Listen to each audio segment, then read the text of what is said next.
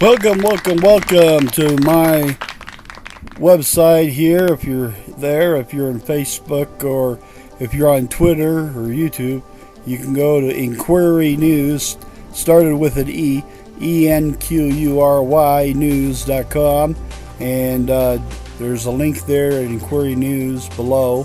When you click on that, it'll set you right up to where my books are about George Washington, so you can click there, come back and check it. There'll be probably more stuff there in the future, so you can get more educated about George Washington and about who he is. Also, you can buy Mark a Pepsi today. Yay! And drum roll, please. You can buy me a Pepsi, and then that helps us produce more videos for people and spread the word. Right now, the reason I'm making this video is because I think there's social decay out there and it's really rampant. We used to dress really nice like George Washington. We used to have more manners like George Washington. And people used to be more educated like George Washington.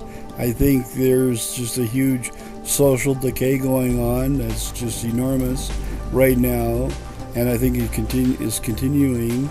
And even in spite of whether we have money or not, I think just everybody's more rude, and I think people judge people more.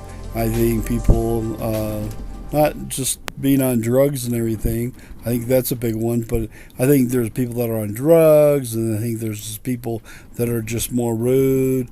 You know, gaming people. There's people that play games and the games are rude. And then people go out in public and are rude.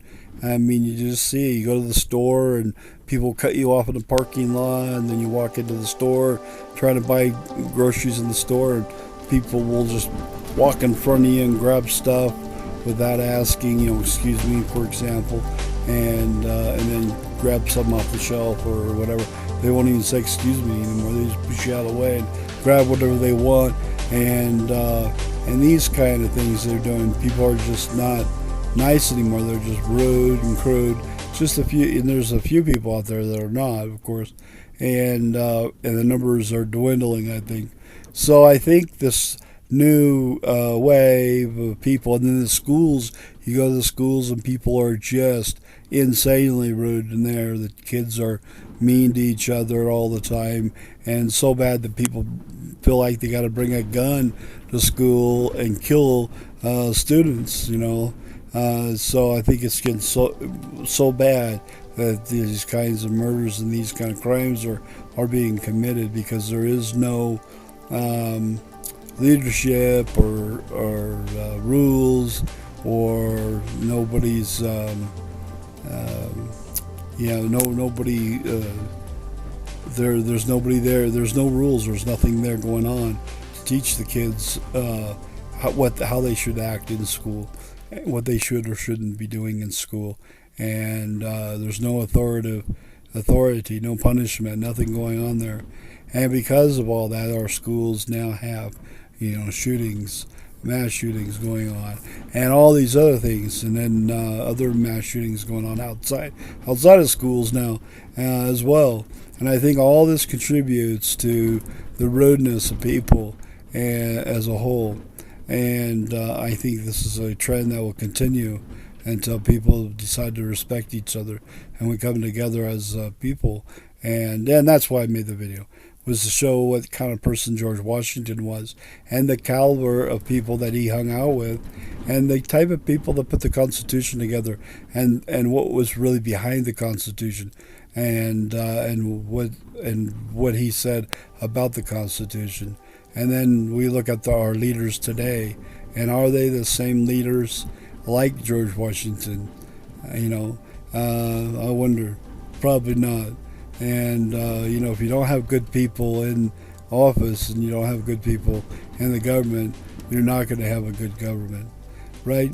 Okay. So anyways, so those people that come to my videos and you want to be a better person, well, this is where you come. You come and listen to my videos, read the books that I have here, and then when you learn from here how to be a good person, then you can work on yourself to be a good person.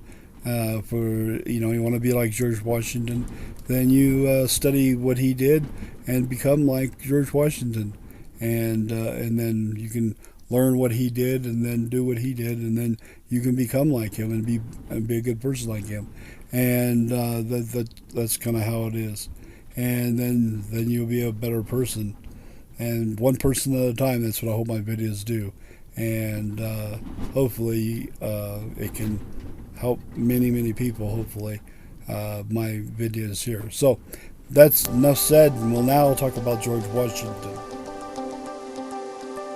Yes, George Washington prayed a lot, and he believed in God. And he was a devoted Christian. He believed that all the Indians would be better off joining the Christian church. And I don't know if you know that most Native Indians, they do magic. And it's just like, kind of like what the African tribes do, similar to the voodoo kind of stuff that you see overseas. They do kind of a magic over here, the Native Indians do, and they do ceremonies for it. And so he said they'd be better off stopping all that and becoming Christians and worshiping Christ, and they get further and closer to God with that than the magic that the Indians do, and dancing around the fire and things like this. And so he used frequently prayers that he did, and he also went to what's called Trinity Church, and so he went there all the time, and then he served different positions in the church. And he is also a Mason. We all know that. If you don't, now you know that he was a Mason as well, and did some of that. And so just to let you know that he went to church and stuff. George Washington, when he was on his farm, his dad, I forgot to tell you about his dad. His dad was a big farmer, and his dad was also a justice of the peace. So he was a planter, farmer, and they made a lot of their money on wheat and ground it up to make flour and other things. But George Washington that's where he made a lot of his money, is on flour. But also his dad, before his dad died, his dad was also a justice of the peace. So he brought in money from being justice of the peace and from planting crops. At the age of 17, George Washington was smart enough to be a full-time hired surveyor, and he was able to land a job with the county there hired him to do work for them. Again, another government job, and to survey for the county. Isn't that nice? So he learned to work for the county down there to do surveying, and he also worked for the Fairfaxes to do surveying for them as well. George Washington, when he was a surveyor and he got paid, he saved his money, and as he saved his money and he was able to, he purchased other land that was unclaimed land or other kinds of land. He would buy it, and I know that he went and got rent on some of the land, so he got paid rent, or people would buy from him, pay payments, and buy the land later on when the land value would go up. So a lot of the land that he got rents on it, or would resell it for a profit. George Washington also helped design the Constitution, I guess, had his opinions into the Constitution as well. He also had his thoughts into the before the Constitution as well, and letters of Confederation, and so he had his saying into that as well, and also then his saying into the Constitution. And of course, he became the commander-in-chief of the military. They bestowed that honor upon him as well, which he said he did not want, but ended up doing that. And so he had a lot of responsibilities, and so just to put out there what he did for the United States of America. Another thing that he invented, or I don't know if invented, but built, he built this building right here, and it has a wheel inside there, and the water goes around the wheel to turn it for a mechanism to grind flour. And basically, he switched from tobacco to flour because he found that he made more money with flour than he'd made with tobacco. He wasn't making as much money as he wanted with tobacco. In fact, in one of his journals, he said that he would ship the tobacco over to England, and he'd end up owing more money for the shipping costs than the tobacco was worth.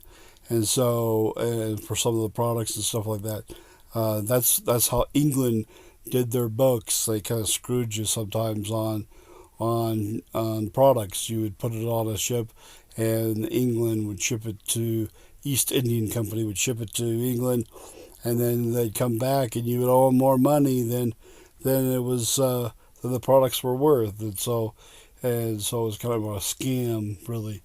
So sometimes you get scammed like that, or they would pay you very little for what the products you grew and made. So anyway, he switched to wheat and made a lot more money on flour.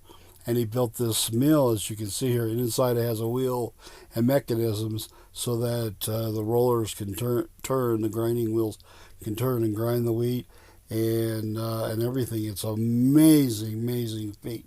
So if he built this himself and designed it himself and built he's definitely like an engineer, been able to build that and grind that and sell the wheat and the flour and stuff like that. You can see this pancake stuff sitting right here. Here's George Washington's wife, and she seems to be a very virtuous woman, as far as we know. And she had a couple of kids from her prior marriage, and married George Washington. They had no kids together. But this is a picture of her. You can see she's a very pretty, nice lady, and dressed really nice. And apparently, she really loved George Washington, and would come out there to the war areas and help out the men and everything, and even raise money for the war as it went on. George Washington always had a knack of escaping, or always would under fire or whatever was there, would always survive his attacks or whatever. He was always able to escape from harm. This is George Washington's mother, Martha Bell, and she was really stern and tough on him. And just so you know, this is George Washington. When he's older, you can see his mouth is a little bit swollen there because of his dentures, which we'll look at next year. And you can see them coming up here. You'll see these cute little dentures. There they are.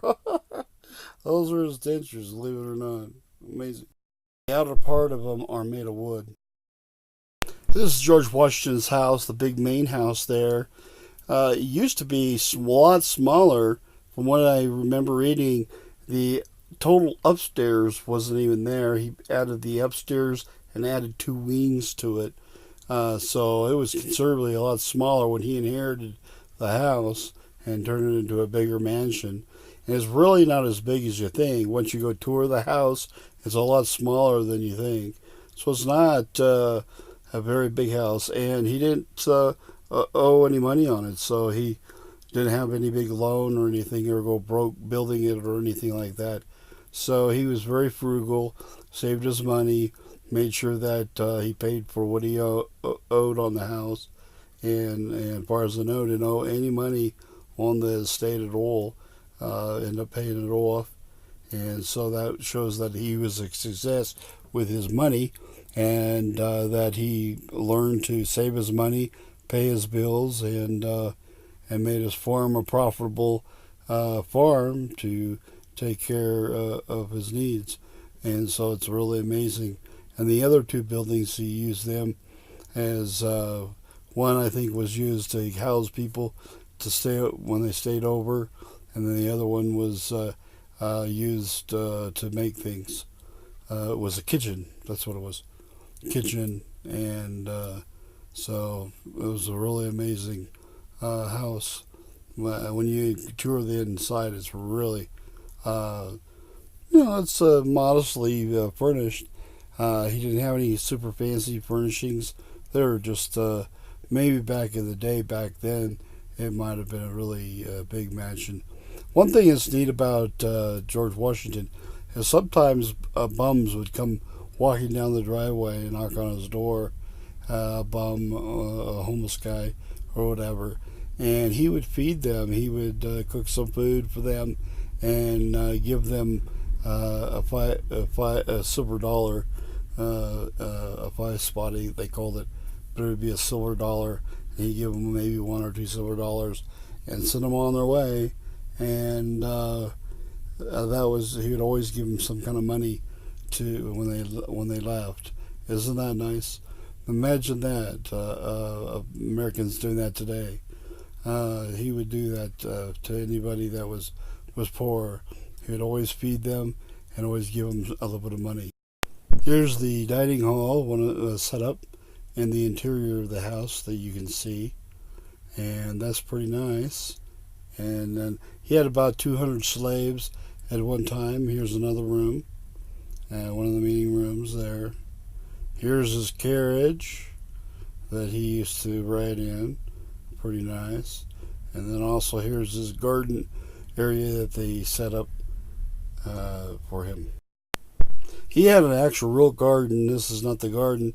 I don't know where I did with the clip, but anyway, he actually had a real garden to feed everybody and everything. And he actually hired a gardener, not a slave, to do the gardening. Slaves would help him, and he paid him actually a salary to live there and do the garden. And had a couple different ones that he had there doing the gardening for the entire place, and it was really amazing. And another thing that he had there was iron, where they would make iron stuff like this. And then another thing he made was whiskey, and they claimed that he was the largest whiskey maker at the time. So there's the whiskey that George Washington made. And he also made chocolate and sold chocolate to people as well. And then, of course, he made all different kinds of animals and horses and sheep and all that, and bison and oxen and mules. He liked mules, so he had a special breed of mules that he did. And the last thing he had, drumroll, and camel. Yes, right, he had a camel on his property. Don't forget to go to inquirynews.com, RT, share, comment, and don't forget to donate. Thank you.